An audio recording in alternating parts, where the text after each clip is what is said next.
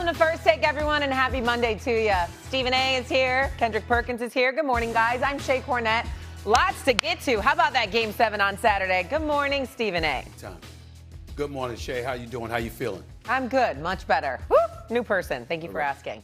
Perk, what's good? What up, Shay? What up, S.A.? S.A., fix your body language today. No. My body language is very you know good. What I'm saying? Fix your attitude a little bit. I just like what I'm seeing. The blazer, the tie, the whole bit. You know, you looking sharp this morning, my brother. The cut, I see the cut, the trim, the whole nine. I'm very pleased. Way to go, my brother. I appreciate you.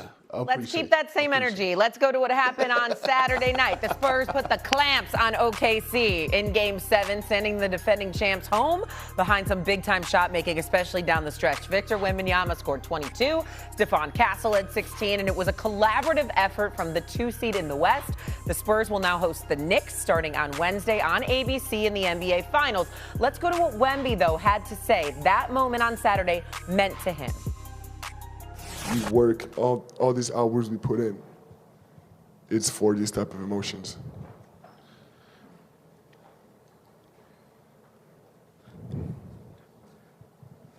Like I want that, I want to win so bad. It's like my life depends on it.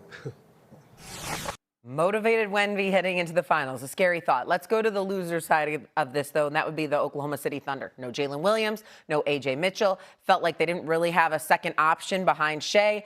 Does OKC now deserve a pass because of all the injuries they endured, Stephen A.? Well, I think so to some degree. I don't think Chet Holmgren deserves a pass. That's a subject that we can broach as the show goes on. But, Perk, I truly believe this, and this, listen, I give San Antonio all the credit in the world. Wemby's the best in the world, and you see the young thoroughbreds that he's got behind him and what have you. It's impressive, and the Spurs are going to win. Maybe not this year. I'm still holding out hope for my Knicks, but the Spurs are going to win some championships in the foreseeable future, several championships because of that cat, Victor Wembanyama. But I couldn't help but look at J-Dub being out and A.J. Mitchell being out and feeling as if they were there, OKC would have won this series. Now, that's not to take away anything from San Antonio because it is what it is.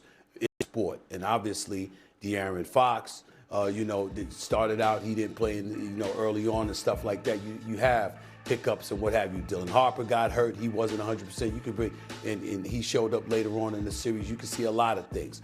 But for the purposes of this Game 7 and the way things had gone, with Victor, Alex Caruso shooting 3 of 14, with Chet Holmgren supposedly a number 2 option, attempting only 2 shots, and not even a field goal attempt for the final 3 quarters, you did find yourself looking at Shea as if he was somebody that was standing all alone, wondering what would have happened if he had, a couple of his boys with him, meaning J-Dub and A.J. Mitchell. So I look at OKC being in Game 7 of a Western Conference Finals, not having all their horses in order, losing to the San Antonio Spurs. All I'm saying is that collectively speaking, you don't walk away feeling like what a damn shame. You blew it as a team. I don't find myself feeling that way about the Oklahoma City Thunder this morning. You know what? I'm going to give you a nickname this morning. It's either going to be Honey Bun, Twinkie, or whatever, any type of cupcake. Because you know why? Because you're getting soft on me. You're getting soft on me. We start this Monday morning off by giving pass. You would know something about the damn cupcakes. You would know the whole list. You know the whole list. But go ahead. That's my past life. That's my past life.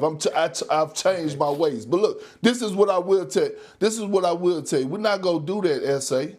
We're not gonna do that because the one thing that we've done all season long, even last year, is praise OKC for their what?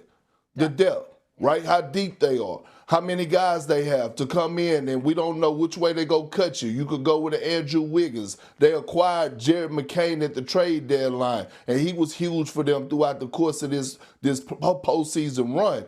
But when you have home court advantage and you have a Game 7 on your home court, it's zero excuses. The Oklahoma City Thunder were not starving. They wasn't hungry enough, in my opinion. I believe the San Antonio Spurs had about 8 to 10 offensive rebounds just in the third quarter, beating them to the 50-50 balls. I didn't see the same hunger there. So we can't sit up here and give them a pass. I understand certain guys, individuals didn't show up.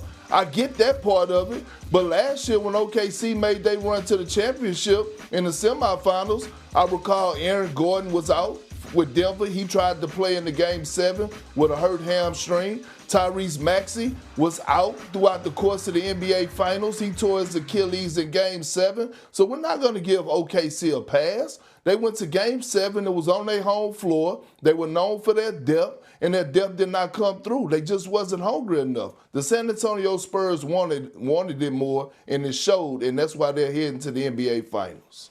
I completely disagree with that notion that they've wanted it more. I think Oklahoma City wanted it bad. They just didn't have the horses to get it done. You're going up against an elite San Antonio Spurs team. When Aaron Gordon couldn't go for Denver and Denver lost, we lamented the fact that Aaron Gordon was out and acknowledged that there may have been a difference if Aaron Gordon was in the lineup. When Tyrese Halliburton went down and Indiana ultimately lost Game 7 in the NBA Finals last year without throwing any shade on the Oklahoma City Thunder capturing a championship, we acknowledged that the Indiana Pacers may have been in a better position and it might have been a different outcome had Tyrese Halliburton not went down. Two things can be true. You can sit up there and give the winner its props, recognizing that they're unlike any other opponent you may have gone through at that particular moment in time because they were good enough to advance to that late in the playoffs. But in the same breath, acknowledge that, if injuries hadn't happened, things might have been different. When we saw Isaiah Thomas go up against Magic Johnson and the Los Angeles Lakers, and this brother dropped 25 and a quarter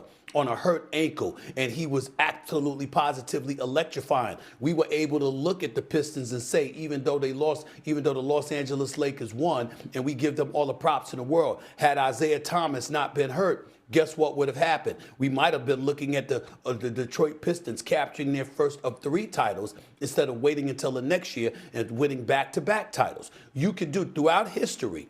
There have been injuries that have occurred, and you still give the team props that won because they were good enough to do it, and you had to bring your A game in order to knock them off, and you weren't able to do that because of injuries, while in the same breath simultaneously recognizing that those injuries incurred do play a factor. I'm looking at A.J. Mitchell and J-Dub. J-Dub missed games 3, 4, 5, and 7 and was limited to 10 minutes in Game 6. A.J. Mitchell missed the last 4 games of the conference finals. Big Perk came on national television before the series even began, in the middle of the playoffs, and you reminded us, as good as J-Dub is, the cat that dropped the 40-piece in the finals, the cat that him and Evan Mobley were not only all NBA, but they were all NBA defensive team a couple of years back. That same J-Dub we talked about, and we said, man, A.J. Mitchell might be even better. You understand what I'm saying? They got some decisions to make come off season time because of how good that brother was. Knowing how good they both were, they both are, for both of them to be out, and for Shai Gilgeous-Alexander to have to rely on Lou Dort, who for every 1-3 he shot, he missed 10, and for Chet Holmgren, who wouldn't even attempt a shot in the last 3 quarters. You talk about, you might as well call Victor Wembanyama Freddy Krueger. I mean, Friday the 13th, for all of them damn movies, or Jason from Friday the 13th. That's who the hell he was to Chet Holmgren, for crying out loud, not attempting a shot in the last 3 quarters. You look at something like that, you can say injuries played a role, and that's what I'm saying. Well, no, but what I'm saying is, S.A., you're talking about one side of the basketball, which is offense, right? I'm looking at the game, and I'm saying, when have we ever seen OKC win the battle, lose the battle of 50-50 balls, things that doesn't show up in the stat sheet? You always allude to and talk about the activities, the deflections, the steals, the forcing turnovers. All I'm saying is, when it comes to winning that battle, San Antonio won that from a physicality standpoint and a mentality standpoint when it came down to doing the little things that didn't show up in the stat sheet. That's what I'm saying. And when you're on your home floor, I expected more. I expected more toughness. I expected a sense of urgency. And last but not least, what did we see, S.A.? We saw the biggest moment of that game was made by Luke Cornett. That's what I'm talking about when you talk about winning plays, not giving up on it. Yeah, like going chase down and getting that block was huge and a momentum change because Isaiah Hartenstein, if he dunks that, now all of a sudden you get the crowd involved, and I believe now it's probably a 5-point game or something like that. So I'm just saying. Well, last time I checked, Jalen Williams was an elite defender. So guess what? You would have had his defense. Number one. Number two, he's a big-time shot maker. Whether it's from the perimeter, whether it's finishing at the basket, whether it's in the open court, he's that dude. So if his presence was there out there, right? Guess what would have happened? Number one, he would have took some of the pressure off of Shea Butter to score. Number two, Lou Dort wouldn't have been shooting as much as he shot. Number three, you wouldn't have had Alex Caruso shooting 3 for 14 because he wouldn't have got 14 shots to take because some of those shots would have went to J-Dub as well, or A.J. Mitchell. So I'm saying when you take those things into consideration, it's collateral damage. You could I'm talking about just one side of the ball, but I'm talking about the level of effectiveness that they lacked because you didn't have that cat there who also is an elite defender. You cannot escape that reality. All the props in the world to San Antonio, they're worthy Western Conference champions. Wemby is the best player in the world. Dylan Harper, De'Aaron Fox, Castle, all of these brothers, they are special. Major props to them. This is their era unless Jalen Brunson and the crew do something about it. Make no mistake. But I still find myself looking at OKC, and I got to acknowledge, they were a bit handicapped. I just got to say that. We got to acknowledge that. That's fair. In Game 7, SGA had 35 points. The rest of the Thunder starting lineup combined for 31 points, if that tells you anything. And that also included, of course, Chet Holmgren. So, Stephen A., you alluded to this. There was the Chet Holmgren of it all as well. He struggled in this